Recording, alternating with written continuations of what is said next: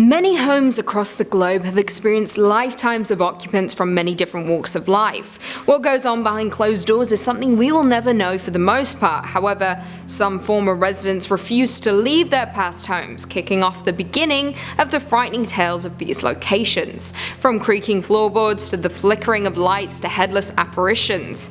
Today on Top 5 Scary Videos, I'm going to be counting down our list of the top 5 cursed houses you should never enter. This was a difficult list, so honourable mentions go out to the Amityville House, Lizzie Borden House, and Myrtle's Plantation. Before we begin though, be sure to stick around until the end of the video where I'll be responding to some of your comments. And with that, let's jump in. Coming in at number 5, Monte Cristo Homestead, New South Wales, Australia. Monte Cristo Homestead is a historic homestead in the town of Junee, New South Wales, Australia. Constructed back in 1885 by local pioneer Christopher William Crawley. It is a double-storey Victorian-style manor which is located on a hill overlooking the rest of the town.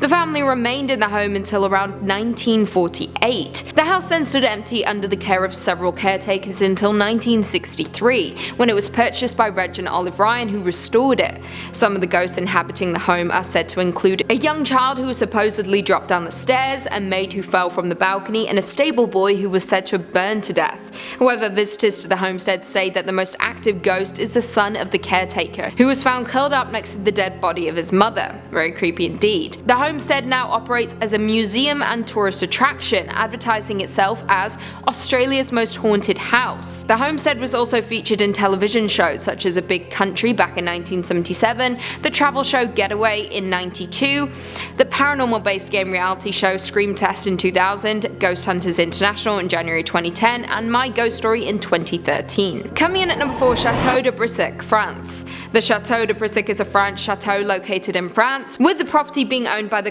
Brissic family, whose head bears the French noble title of Duke of Brissic. It was originally built as a castle back in the 11th century, and it was rebuilt in 1611, and its construction made it the tallest chateau in France. The home is notoriously haunted, with some of the ghosts spotted at this castle-turned-hotel, including La Dame Verte, Green Lady, who was apparently the illegitimate child of King Charles VII. Anne was later murdered by her husband in the chateau in the 15th century after he caught her having an affair. Visitors often report seeing her ghost in the tower room of the chapel wearing her green dress with gaping holes where her eyes should be. She is also reported to roam the castle and make moaning sounds, startling visitors.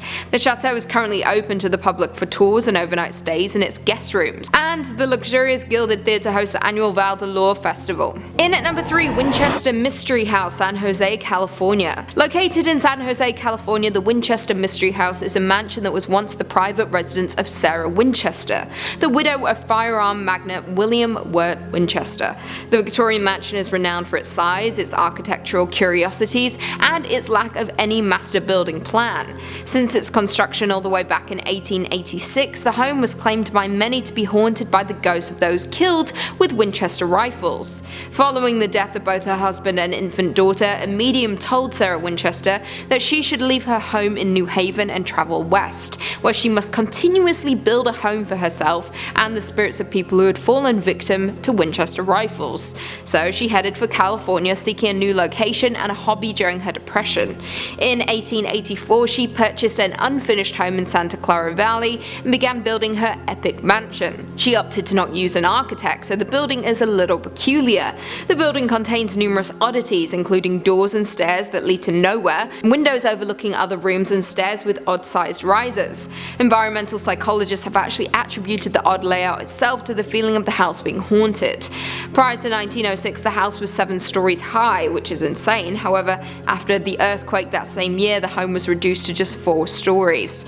In 2017, the Winchester Mystery House actually debuted their first tour in 20 years called the Explore More Tour. This takes guests through the rooms never before open to the public, and explores the rooms left unfinished at the time of Sarah Winchester's death. In at number 2, we have Ancient Ram Inn, Gloucestershire.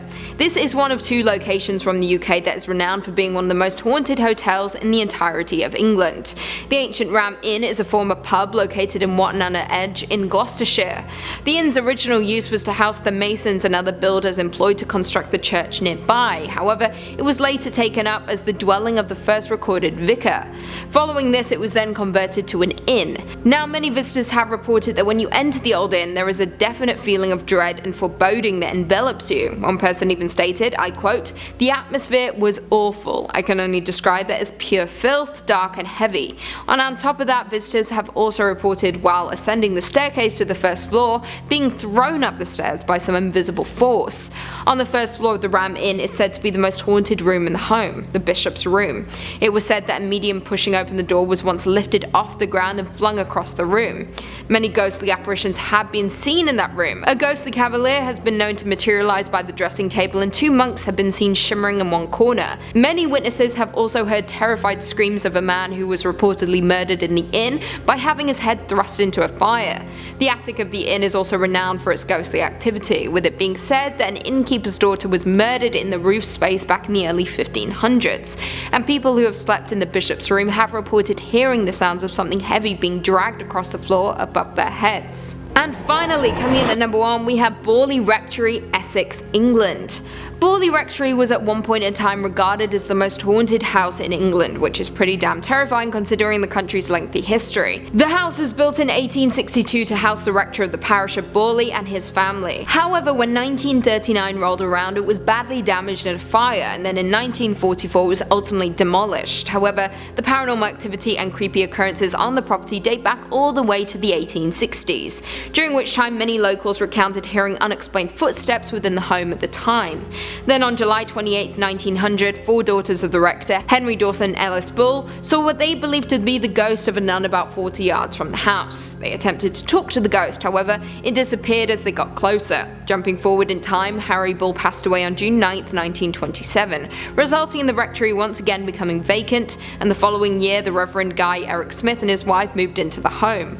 Shortly after the family moved in, they reported a variety of incidents, including the sounds of servant bells ringing despite them being disconnected, lights appearing in windows and unexplained footsteps. On top of that, Smith's wife also reported seeing a horse-drawn carriage in the middle of the night. The hauntings at the Bally Rectory became so widespread that the Daily Mirror sent a reporter to the home to write a handful of articles detailing the strange goings-on.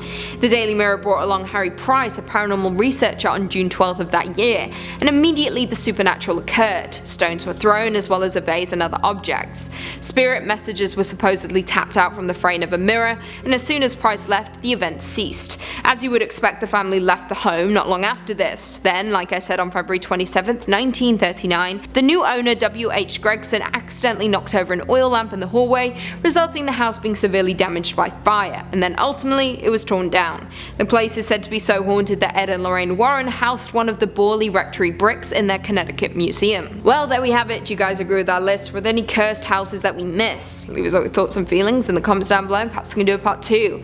Before I go though, I just want to respond to a few comments from one of our last videos, top 5 cursed playgrounds from around the world. Annabelle Roman said, "Interesting roundup, Lucy McPhee, and dig the top, stay devilishly groovy." Well, thank you very much. I'm glad you appreciated the list, and I'm glad you're all appreciating my new clothes. It's just one new outfit, but I'm into it. Emmerich Septim said, "I like Lucy, great host, she is new, right?" No, I'm not new. I've been here for a very, very, very long time. Longer than Keegan, so never forget. I've been on the channel for almost 2 years now, but I've been here for 4 years. Get with the times. I ain't new, I'm old. Am I new? Christopher Mendez said, "Today is my birthday, can I please get a birthday shout out from the Dark Queen?" Yes, you can. Happy birthday. I mean, I probably missed your birthday because I'm responding to an old video, but happy belated birthday. I hope it was fun and dark and scary. Beam me up 420 yo said, "Fun fact, there is a park in my hometown named Lucy Park. Not sure if it's haunted. Now I'ma go eat a gallon of pizza rolls." Well, good for you. I can't do that because I'm allergic to dairy, so don't rub it in my face. But yeah, I'm sure the park's haunted. Anything named after me usually is, because it's obviously named after me. Sam Phyllis said, "Lucy, I can't believe you read out Lydia's comment before any of mine. I feel totally betrayed." For those who don't know what's going on, Lydia asked me to read out her comment before Sam's, and she won, so sucks to be Sam right now. Sorry Sam, you're getting a shout out too. Just, it's second best. George Newell said, "That is a sweater." That it is. It was a sweater. Well done. Good job. you have eyes. And on that note, if you haven't already, be sure to give this video a big thumbs up, subscribe, and turn on notifications so you never miss another scary vid. And until next time, see you later.